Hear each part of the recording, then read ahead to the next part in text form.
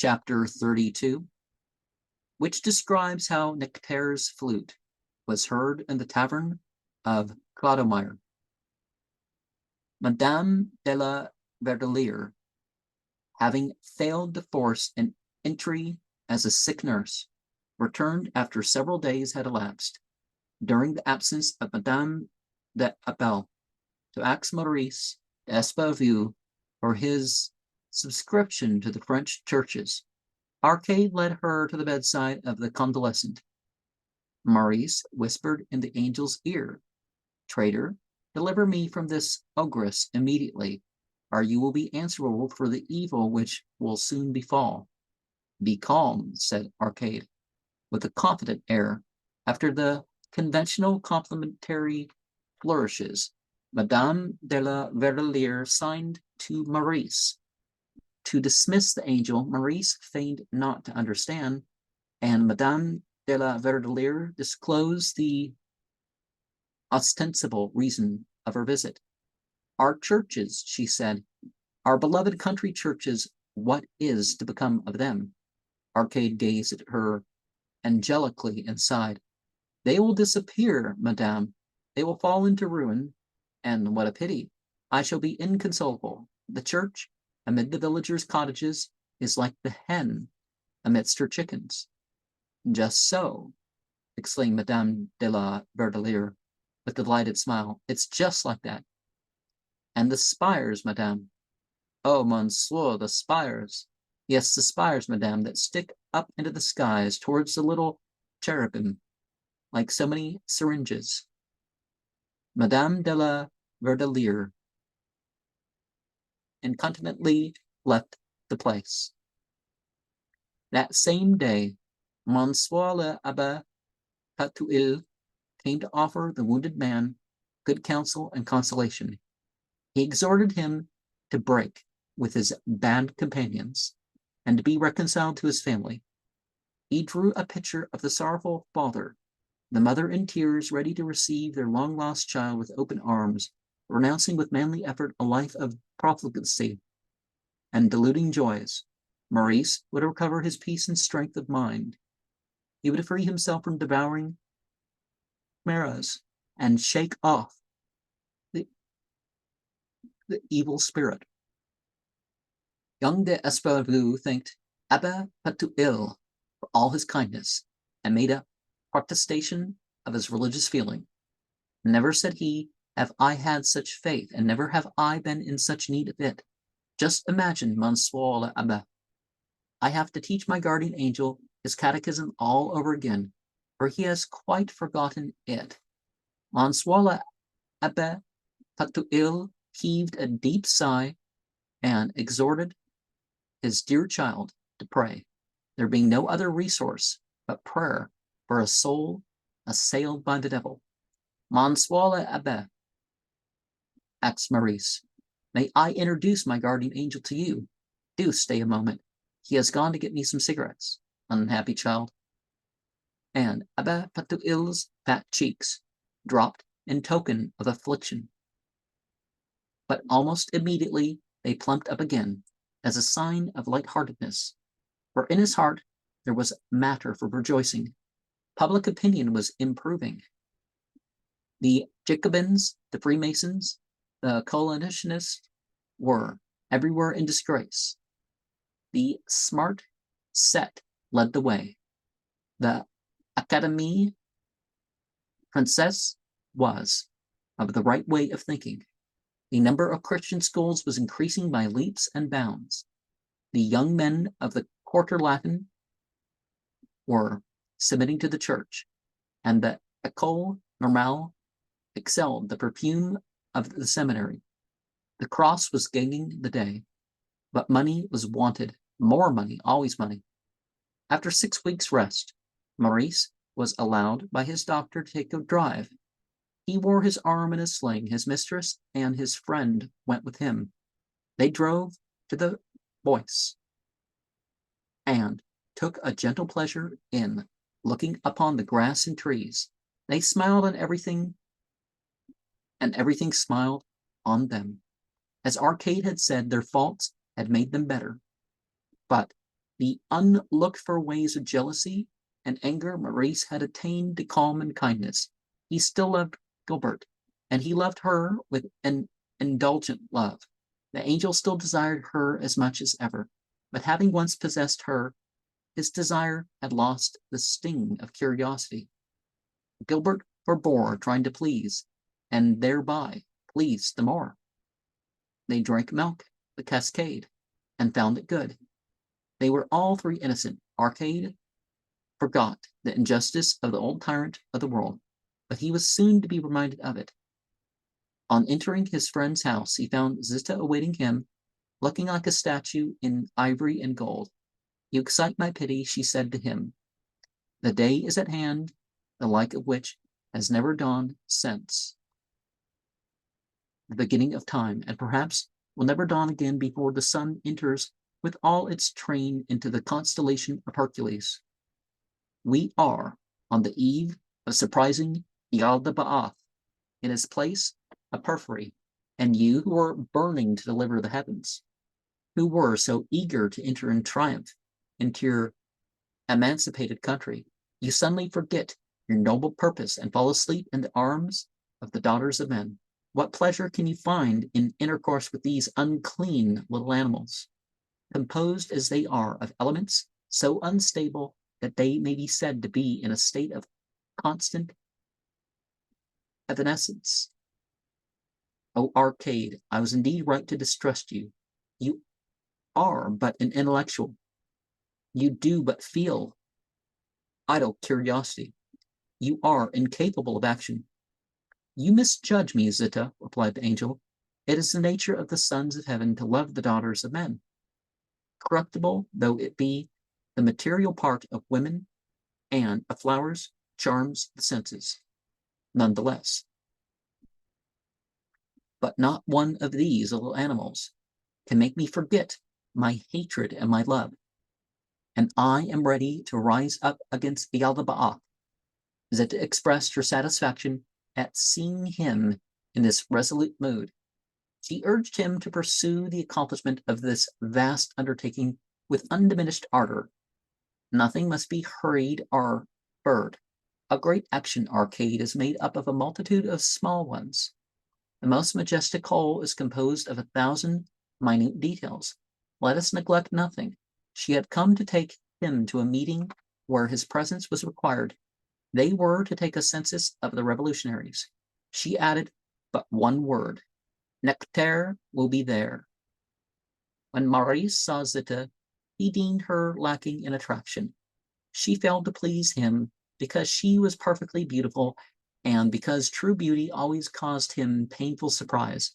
Zita inspired him with antipathy when he learned that she was an angel in revolt, and that she had come to seek Arcade to take him away among the conspirators.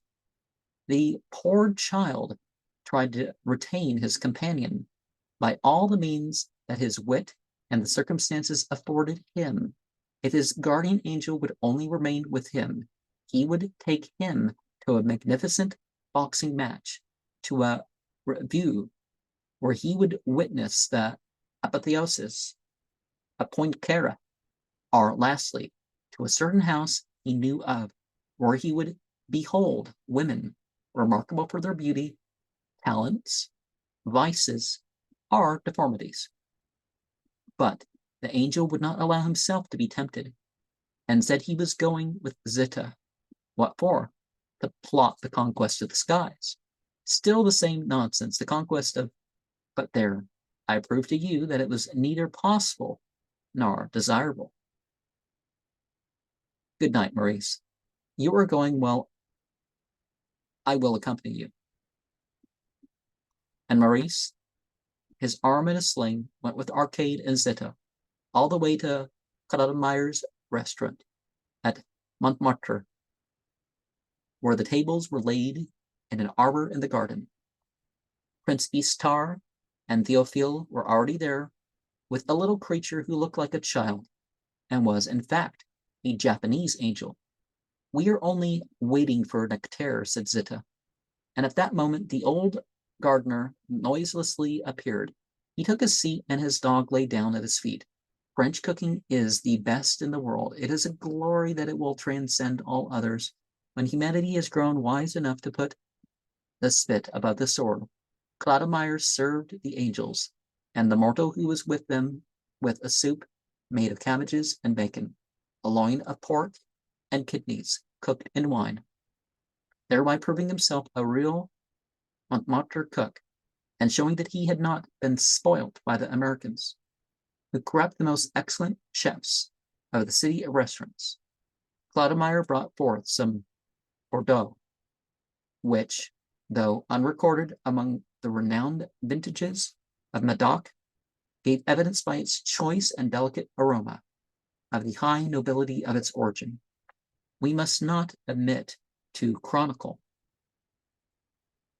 that, after this wine and many others had been drunk, the cellarman in solemn state produced a Burgundy choice and rare, full-bodied yet not heavy, generous yet delicate, rich with the true Burgundian mellowness, a noble withal a somewhat heady wine, that brought delight alike to mind and sense.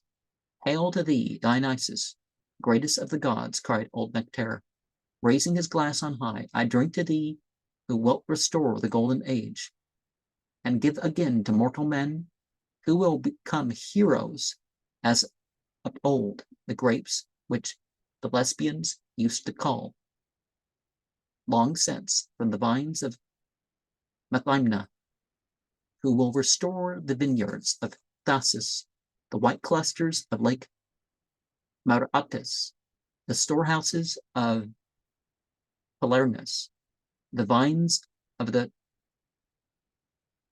Molus, and the wine of Fana, of all wines the king, and the juice thereof shall be divine, and as in old Silenus's day, men shall grow drunk with wisdom and with love. When the coffee was served, Prince Istar, Zita, Arcade, and the Japanese angel took it in turns to give an account of the forces assembled against the Aldeba'a angels, and exchanging eternal bliss for the sufferings of an earthly life, grow in intelligence, acquire the means of going astray, and the faculty of self-contradiction. Consequently, their meetings, like those of men, are tumultuous and confused. Did one of them deal in figures? The others immediately called them in question. They could not add one number to another without quarreling, and arithmetic itself, subject to passion, lost its certitude. The cherub who had brought with him the pious Theophile waxed indignant when he heard the musician praising the Lord, and rained down such blows on his head as would have felled an ox. But the head of a musician is harder than a bucrani, and the blows which Theophile received did not avail to modify that angel's notion of divine providence. Arcade, having at great length set up his scientific idealism in opposition to Zita's pragmatism, the beautiful archangel told him that he argued badly. And you were surprised at that? Exclaimed young Maurice's guardian angel. I argue like you in the language of human beings. And what is human language but the cry of the beasts of the forest, or the mountains, complicated and corrupt by arrogant anthropoids? How then, Zita, can one be expected to argue well with a collection of angry or plaintive sounds like that? Angels do not reason at all. Men, being superior to the angels, reason imperfectly. I will not mention the professors who think to define the absolute with the aid of cries that they have inherited from the pithecanthropoid monkeys, marsupials, and reptiles, their ancestors. It is a colossal joke. How would it amuse the demiurge if he had any brains? It was a beautiful starlit night. The gardener was silent. Nectaire, said the beautiful archangel, play to us on your flute. If you are not afraid that the earth and heaven will be stirred to their depths thereby. Nectaire took up his flute. Young Maurice lighted a cigarette The flame burnt lightly for a moment, casting back the sky and its stars into the shadows, and then died out, and Nectaire sang of the flame on his divine flute. The silvery voice soared aloft and sang. That flame was a whole universe which fulfilled its destiny. In less than a minute, suns and planets were formed therein. Venus, Urania, apportioned the orbits of the wandering spheres in those infinite spaces, beneath the breath of Eros, the first of the gods. Plants, animals, and thoughts sprang into being. In the 20 seconds which hurried by betwixt the life and death of those worlds, civilizations were unfolded, and empires sank in long decline. Mothers shed tears, and songs of love, cries of hatred, and sighs of victims rose upward to the silent skies. In proportion to its minuteness, that universe lasted as long as this one, whereof we see a few atoms glittering above our heads, has lasted or will last. They are one no less than the other, but a gleam in the infinite. As the clear, pure notes welled up into the charmed air, the earth melted into a soft mist. These stars revolved rapidly in their orbits. The great bear fell asunder. Its parts flew far and wide. Orion's belt was shattered. The pole star forsook its magnetic axis. Sirius, whose incandescent flame had lit up the far horizon, grew blue, then red, flickered, and suddenly died out. The shaken constellations formed new signs, which were extinguished in their turn. By its incantations, the magic flute had compressed into one brief moment the life and the movement of this universe, which seems unchanging and eternal, both the men and angels. It ceased, and the heaven resumed their immemorial aspect. Nectaire had vanished. Clodomir asked his guest if they were pleased with the cabbage soup, which, in order that it might be strong, had been kept simmering for 24 hours on the fire. And he sang the praises of Jolais, which they had drunk. The night was mild. Arcade, accompanied by his guardian angel, Théophile, Prince Istar, and the Japanese angel, escorted Zita home. And so, Istar, would that be the fire one? Théophile would be earth? Or would that be water? And the Japanese angel being, would that be water? Would that be earth?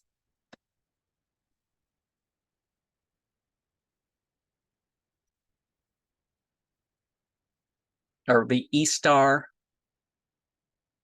and then the air would be arcade. Perhaps the fire would be Zeta. Théophile would be water. The Japanese angel would be earth. I'm trying to symbolize stuff, but the one of the things that we see implied is that part of the reason why some things are considered to be vice is because they're associated with some particular beings and some particular modes of worship and all that. And, you know, them talking about the churches. Well, some people, they like or prefer one thing or one aspect of something for different reasons. Nowadays, we particularly feel like we have to argue over such things, but no,